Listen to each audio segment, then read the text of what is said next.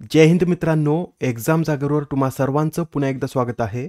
नेहमीप्रमाणेच आजच्या करंट अफेअरच्या व्हिडिओमध्ये सुद्धा आपण सखोल माहितीसह करंट अफेअर्सवरील प्रश्नांची प्रॅक्टिस करणार आहोत.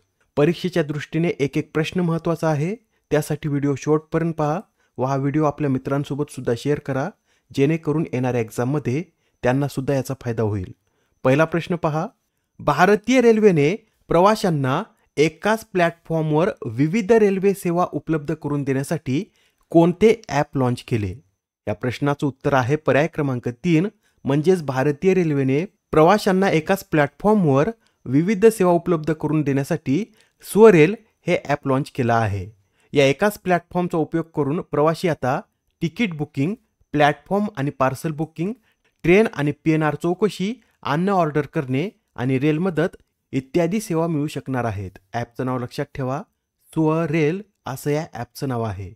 Next question. 67व्या महाराष्ट्र केसरी कुस्ती स्पर्धेचं विजेतेपद कोणी पटकावले? तर नुकतीच आता 67वी महाराष्ट्र केसरी कुस्ती स्पर्धा पार पडली असून याचं विजेतेपद पृथ्वीराज मोहोळ यांनी पटकावलं आहे. पृथ्वीराज मोहोळ यांनी अंतिम सामन्यात पहिलवान महेंद्र गायकवाड यांना हरून या स्पर्धेचं विजेतेपद पटकावलं. हे पृथ्वीराज मोहोळ महाराष्ट्रातील कोणत्या जिल्ह्याचे आहेत? तर पृथ्वीराज मोहोळ हे पुण्याचे पहिलवान आहेत. या महाराष्ट्र केसरी स्पर्धेविषयी अधिक सांगायचं झालं तर या महाराष्ट्र केसरी स्पर्धेमध्ये माती व मॅट या दोन विभागामध्ये स्पर्धा आयोजित केल्या जातात आणि त्यानंतर या दोन्ही विभागातील विजेत्यामध्ये अंतिम लढत खेळवली जाते आणि विजेत्याला महाराष्ट्र केसरीची मानाची गदा दिली जाते. या महाराष्ट्र केसरी गदेविषयी सांगायचं झालं तर याची उंची 27 ते 30 इंच असून व्यास 9 ते 10 इंच इतका असतो आणि या गदेचं एकूण वजन 8 ते 10 किलो इतका असते. मागच्या वर्षी म्हणजे 66व्या महाराष्ट्र केसरी स्पर्धेचं विजेतेपद कोणी पटकावलं होतं? तर सिकंदर शेख यांनी या स्पर्धेचं विजेतेपद पटकावलं होतं. त्याच्या आधी शिवराज राक्षे, 2021-22 साठी पृथ्वीराज पाटील, 2019 मध्ये हर्षद सदगीर, 2018 बाला रफिक शेख, तर 2017 मध्ये याचं विजेतेपद अभिजित कटके यांनी पटकावलं होतं. बरं, महाराष्ट्र केसरी स्पर्धा 3 वेळा जिंकण्याचा विक्रम कोणी केला आहे? तर नरसिंग यादव व विजय चौधरी या दोन्ही पैलवानांनी ही स्पर्धा 3 वेळा जिंकली आहे. Next question. कोणता देश ऑन्कोसेरिसियासिस या आजारापासून मुक्त होणारा पहिला आफ्रिकन देश ठरला आहे? या प्रश्नाचं उत्तर आहे पर्याय क्रमांक 2, म्हणजेच नायजर हा देश या ऑन्कोसेरिसियासिस आजारापासून मुक्त होणारा आफ्रिकेतील पहिला देश ठरला आहे. जगातील असा करणारा नायजर हा एकूण 5वा देश असून आफ्रिकेतील पहिला देश आहे. बरं, नायजरपूर्वी जगातील कोणते देश या आजारापासून मुक्त झाले?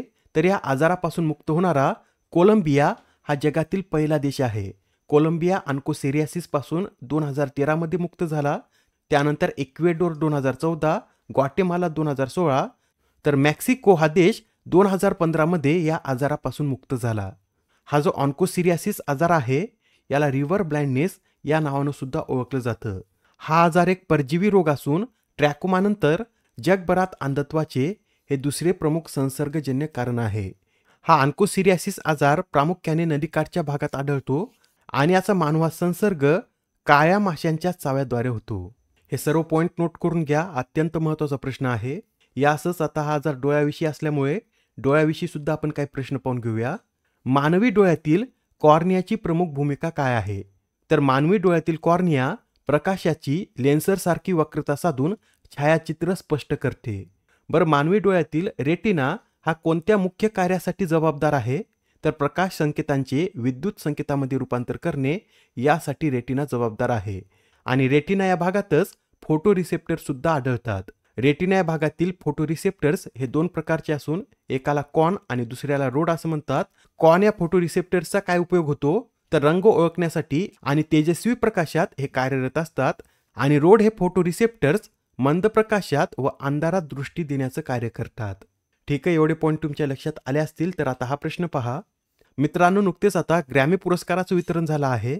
यावरच आधारित हा प्रश्न असून चंद्रिका टंडन यांनी त्यांच्या कोणत्या अल्बमसाठी बेस्ट न्यू एज अल्बम, ॲम्बिएट किंवा चॅन्ट अल्बम श्रेणीत सर्वोत्तम अल्बमचा पुरस्कार पटकावला?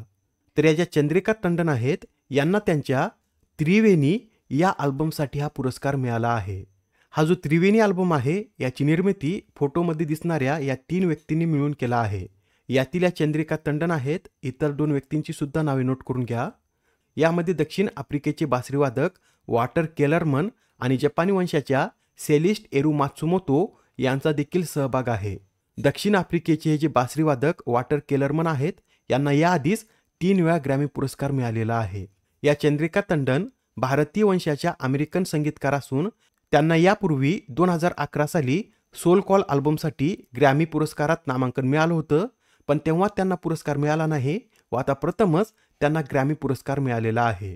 त्यांच्याविषयी अधिक माहिती सांगायची झाली तर त्यांचा जन्म चेन्नईमध्ये झाला असून त्यांनी IIM अहमदाबादमधून आपले शिक्षण पूर्ण केलं असून त्या एक प्रशिक्षित कर्नाटक आणि हिंदुस्थानी गायिका आहेत. आणि विशेष म्हणजे चंद्रिका या पेप्सिकोच्या माजी CEO चंद्रानोई यांच्या मोठ्या भगिनी आहेत. बरं, यंदाची ग्रॅमी पुरस्काराची कितवी आवृत्ती होती? तर यंदाची ग्रॅमी पुरस्काराची 67वी आवृत्ती होती. यात जे इतर पुरस्कार देण्यात आले आहेत ते सुद्धा आपण पाहून घेऊया. यातील पहिले 3 पुरस्कार अत्यंत महत्त्वाचे आहेत. यावर एक्झाममध्ये प्रश्न विचारण्यात येतो. तर लक्षात ठेवा, रेकॉर्ड ऑफ द इयर हा पुरस्कार नॉट लाईक अस या गाण्यासाठी केंड्रिक लामर यांना देण्यात आला आहे. सॉंग्स ऑफ द इयर हा पुरस्कार सुद्धा नॉट लाईक अस या गाण्यासाठी केंड्रिक लामर यांनाच मिळालेला आहे. अल्बम ऑफ द इयर हा पुरस्कार बियॉन्से यांना काउबॉय कॉर्टरसाठी देण्यात आला. बेस्ट रॅप परफॉर्मर्सचा पुरस्कार केंड्रिक लामर यांना त्यांच्या नॉट लाईक अससाठी देण्यात आला. वर्षाचा नवोदित कलाकार हा चॅपल रोन ठरला आहे. सर्वोत्कृष्ट पॉप सोलो गाणं एस्प्रेसो ठरला असून याच्या गायिका सबरीना कार्पेंटर आहेत. सर्वोत्कृष्ट pop vocal album short and sweet ठरला असून सबरीना कार्पेंटर यांनीच हे गाणं गायलं आहे. सर्वोत्तम रॉक परफॉर्मन्स पुरस्कार नाऊ अँड देन, तर सर्वोत्कृष्ट रॉक गाणे हे ॲनी काल्क यांचं ब्रोकन मॅन ठरलं आहे. बरं, यंदाच्या या ग्रॅमी पुरस्काराचं आयोजन कुठे करण्यात आलं होतं?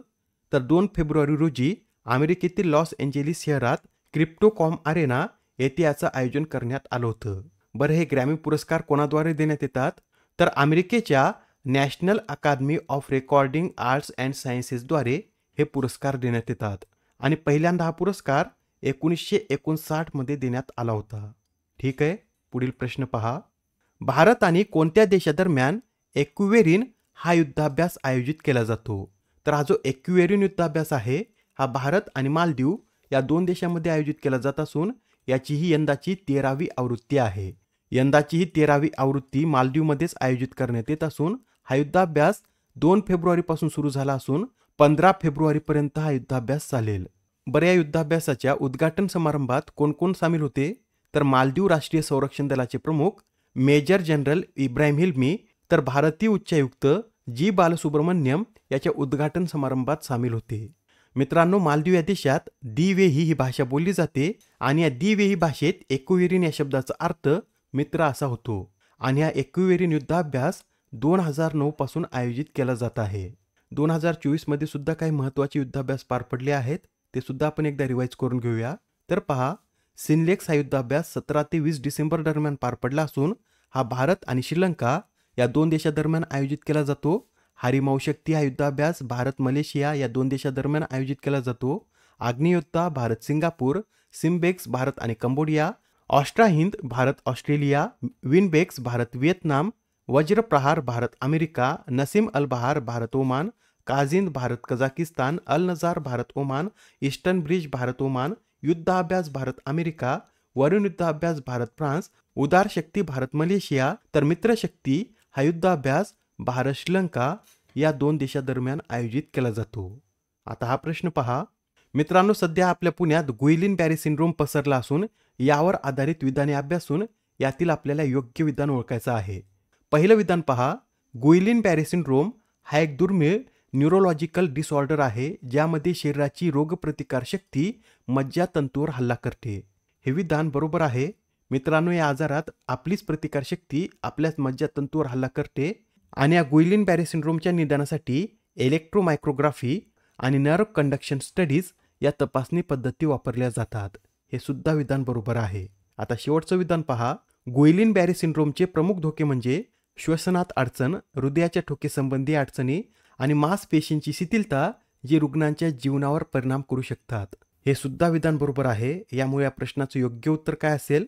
तर पर्याय क्रमांक 2 हे या प्रश्नाचं योग्य उत्तर आहे. हा प्रश्न एक्झाममध्ये विचारला जाऊ शकतो, त्यासाठी सर्व माहिती नोट करून घ्या. आणि आता नेक्स्ट क्वेश्चन पहा. कोणत्या देशाने मिचिबिकी 6 हा उपग्रह प्रक्षेपित केला? तर हा जो मिचिबिकी 6 उपग्रह आहे हा जपानचा उपग्रह असून जपान या देशाचा हा एक नेव्हिगेशन उपग्रह आहे. हा उपग्रह जपानने 2 फेब्रुवारी रोजी S3 या रॉकेटद्वारे प्रक्षेपित केला असून हा उपग्रह जपानच्या QZSS या उपग्रह नेटवर्कचा एक भाग आहे. या QZSS चं फुल फॉर्म काय? तर क्वासी झेनिथ सॅटेलाइट सिस्टीम असे याचं पूर्ण स्वरूप असून हे अमेरिकेच्या GPS प्रणालीचं जपानी अल्टरनेट आहे. बरं, जपानची स्पेस एजन्सी कोणत्या नावाने ओळखली जाते? तर JAXA या नावाने जपानची स्पेस एजन्सी ओळखली जाते. Next question. Tata steel masters बुद्धिबळ स्पर्धेचं विजेतेपद कोणी पटकावले? तर या टाटा स्टील मास्टर्स बुद्धिबळ स्पर्धेचं विजेतेपद R प्रज्ञानंद यांनी पटकावलं आहे. मित्रांनो, ही जी टाटा स्टील मास्टर्स बुद्धिबळ स्पर्धा आहे याचं आयोजन दरवर्षी जानेवारी महिन्यामध्ये नेदरलँडमधील विक्स ऑन जी येथे करण्यात येतं. पहिल्यांदा ही स्पर्धा 1938 मध्ये आयोजित करण्यात आली होती व यंदाची या स्पर्धेची 87वी आवृत्ती असून ही स्पर्धा 17 जानेवारीपासून सुरू झाली होती तर 2 फेब्रुवारी रोजी या स्पर्धेचं समापन झालेलं आहे. Next question. पहिल्या साहित्यभूषण या पुरस्काराने कोणाला सन्मानित करण्यात आले? तर हा जो पहिला साहित्यभूषण पुरस्कार आहे या पुरस्काराने मधु मंगेश कर्णिक यांना सन्मानित करण्यात आलं. मित्रांनो, महाराष्ट्र सरकारच्या मराठी विभागातर्फे पुण्यातील फर्ग्युसन या कॉलेजमध्ये 3रे विश्व मराठी संमेलन आयोजित करण्यात आले होते व त्या दरम्यानच मधु मंगेश कर्णिक यांना पहिल्या साहित्यभूषण पुरस्काराने सन्मानित करण्यात आलेला आहे.